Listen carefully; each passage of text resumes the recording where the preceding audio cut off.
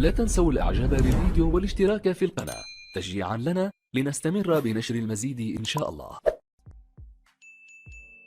Il va se faire directement gifler par les grandes puissances occidentales, etc.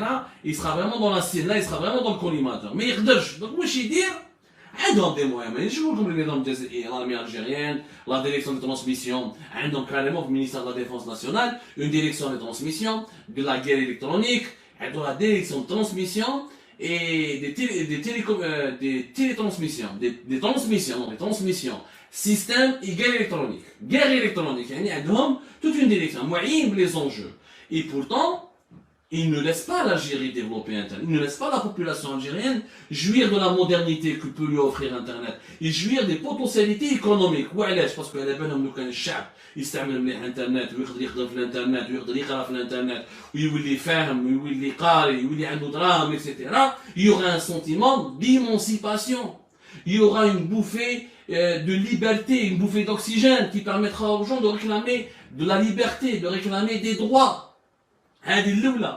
Et en deuxième lieu, il y a une incompétence.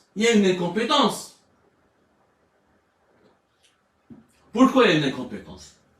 Parce que هما يقولوا في ذهنية تاعهم راهم يحموا في البلاد. En retardant le développement numérique du pays, ils arrivent à maîtriser la sécurité nationale, ils arrivent à protéger le territoire national contre les potentielles agressions et contre les tentatives d'espionnage ou de cyberattaque. Ce qui est d'un faux calcul. Parce que quand tu es, d'un point de vue, quand tu es sous-développé numériquement, c'est là où tu t'exposes à toutes les agressions les plus dangereuses. Alors, comme l'Algérie, quand on est comme un classement, je t'informe مليح. روحوا شوفوا le site spécialisé Comparitech qui classe les pays selon le degré, selon leur capacité à protéger leur sécurité nationale contre ce qu'on appelle les cyberattaques ou les cyberguerres. L'Algérie fait partie des pays qui sont les plus vulnérables par rapport aux cyberattaques. L'Algérie fait partie des pays qui ont le plus grand nombre d'équipements infectés par les logiciels malveillants. Les logiciels espions, les logiciels de piratage, qui permettent, qui infectent les micro-ordinateurs en Algérie, qui infectent les systèmes informatiques des institutions algériennes, qui infectent ou qui arrivent à s'introduire dans les systèmes informatiques internes des entreprises privées ou la publique algérienne. C'est un problème national. L'Algérie est classée parmi les pays qui sont dans une situation d'insécurité. Pour l'espionner, les Marocains, les Israéliens, les Qataris, n'importe une partie qui veut pas du bien pour l'Algérie ou qui est en lutte ou qui est en compétition contre l'Algérie, c'est très facile de pirater son attaque. L'Algérie, c'est parmi les pays les plus faciles où tu peux pirater. Les sites institutionnels algériens ou les sites des entreprises algériennes sont les plus faciles à pirater au monde. D'ailleurs, les Marocains, et quand il y a une guerre entre les Marocains et les Algériens toujours les donnent les sites algériens. Où tu ouvres le nombre, faut dire la vérité, tu ouvres le nombre de sites marocains qui sont attaqués par les Algériens et le nombre de sites algériens qui sont attaqués par les Marocains, c'est pas la même chose. Parce que malheureusement, parce que nous n'avons pas développé l'économie numérique de notre pays. Nous n'avons pas encouragé les startups.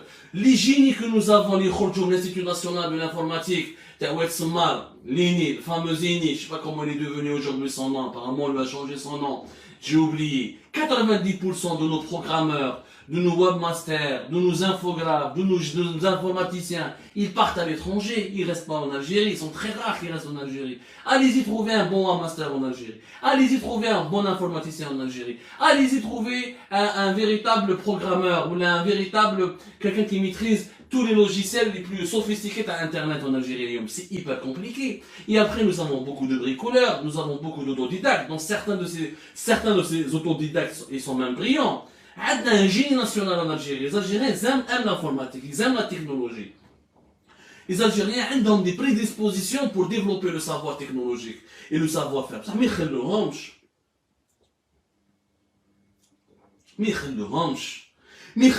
parce que on n'a pas d'école numérique, donc il n'y a pas où se former. On a un débit internet catastrophique. On a un taux de pénétration qui est encore faible. On a encore une censure sur les réseaux sociaux. Et on a encore la coupure de l'internet. كاين حراك تاع الانترنت كاين الباك يقطع لك انترنت، كاش ما يصرى مشكل يقطع لك انترنت. C'est pas un pays qui peut se développer, impossible. Et c'est quoi la conséquence? C'est que nous sommes un pays fragile. Les guerres de demain, انا يعجبوني كي نشوف l'armée algérienne يديروا les démonstrations de force، يجيب لك واحد هكذا مسكلي جونجل يعيط هكذا. يا حبيبي هذا ماكش في الكواسر. الحروب الجديدة حروب تكنولوجيا، حروب انترنت. Aujourd'hui les guerres, شفنا le dernier sommet de Genève بين Poutine et Biden, ils se sont disputés à cause de la cyberguerre, des cyberattaques. Biden il a donné une liste d'une vingtaine, d'une dizaine de sites américains. قال Poutine, قال له je te dis, je t'avertis, attention, si les pirates russes s'attaquent à ces sites-là. Et Poutine, il a fait la même chose avec Biden. Les guerres d'aujourd'hui, il n'y a pas de guerre conventionnelle. Les guerres conventionnelles n'existent pratiquement plus. Aujourd'hui, il n'y a pas, c'est les drones. Aujourd'hui, c'est les avions téléguidés, c'est les missiles téléguidés, c'est la cyberattaque, c'est comment attaquer un pays, paralyser son système informatique. Je vois bien Iran ou Israël. Entre l'Iran et Israël, il y a une guerre technologique qui est terrible.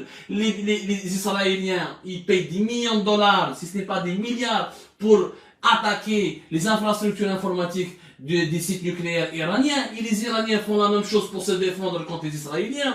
هذو هما les nouvelles guerres. لما يجيب لي واحد جونجل كبير في 2 مترات ويعيط ها واش ندير به؟ ما راكش في الرساله، ما راناش في الرساله هنايا، ما راناش في الكواسر. خرج السيف ها وين رانا رايحين؟ هذه جاهليه. يعني يقولوا ما شاء الله هاي ندير تبعث واحد مسكلي يعني ما يسقاش يبعث لك برك ان درون يقربعك. يا نوبليس يا جماعه، العالم راهو تقدم. لازم les décideurs algériens doivent actualiser leur logiciel mental. خلاص هذه je bloque internet, je censure, je coupe internet, je laisse pas les entreprises. En Algérie, par exemple, domaine de la cybersécurité. C'est un domaine hyper compliqué. Moi j'avais beaucoup de mes amis qui étaient dans le domaine de la cybersécurité. C'était un domaine réservé pour les dirigeants algériens. D'ailleurs, l'un de ceux qui s'est le plus enrichi dans ce domaine-là, c'est le fils de Ahmed Ouyahia. Amin Ouyahia. اللي غلب اللي راح من دبي ودوكا راه عايش في الاسبان مع une partie de sa famille. وخلى باباه في الحبس مسكين. Ahmed Ouyahia qui avait l'exclusivité de représenter Kaspersky en Algérie. Domaine de la cybersurveillance, de la cybersécurité, il était réservé aux fils des dirigeants algériens. Il était étroitement surveillé par les DLS, étroitement surveillé par le ministère de la Défense, par le ministère de l'Intérieur, les services de sécurité. Les sociétés, tu veux introduire un logiciel, ou là un antivirus, ou là tu proposes des services, ou là ils disent enquête عليك ويتبعوك وما على باليش. نورمالمون تعاونوا الشباب لازم تعاونوهم. الشباب الجزائري لازم il faut former des cyber-citoyens, il faut former une cyber-armée, il faut créer une cyber-économie. C'est ça la modernité يا جماعة. C'est ça véritablement la modernité.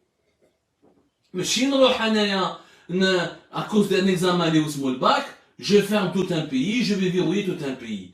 اللي ما صراتش هذه يا جماعة. رانا في la fin de l'année 2021. Nous entamons le deuxième semestre de l'année 2021.